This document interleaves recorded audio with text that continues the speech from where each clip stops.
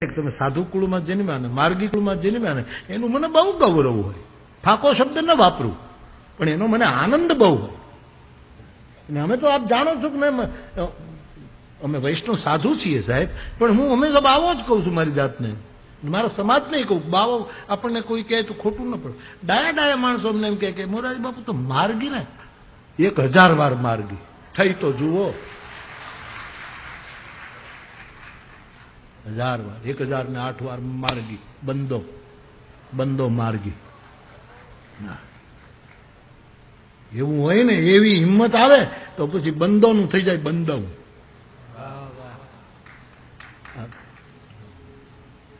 પછી કોઈક આપણને કહે બંદવ ગુરુપદ પદુમ પરાગા.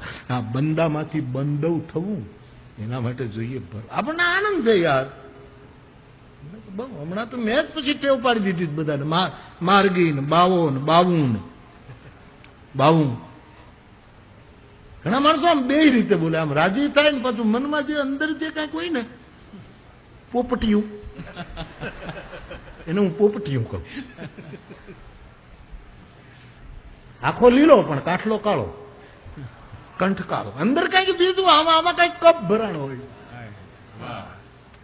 આખો લીલો આપણને ઉપરથી લાગે ઓહો, પણ અહીંયા કપ, દ્વેષનો કપ, ઈર્ષાનો કપ.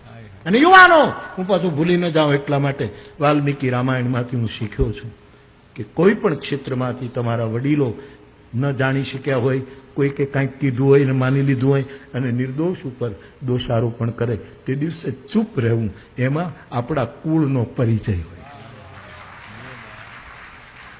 એના કઈ બધાનો જવાબ દેવા થોડા નીકળે. આપણે જવાબ દેવા માટે જન્મ્યા છીએ, આપણે જાગૃત થવા માટે જન્મ્યા. અને બુદ્ધ પુરુષ કોઈ દિવસ કોઈને જવાબ ના આપે, જાગૃત કરે, એનું નામ બુદ્ધ પુરુષ.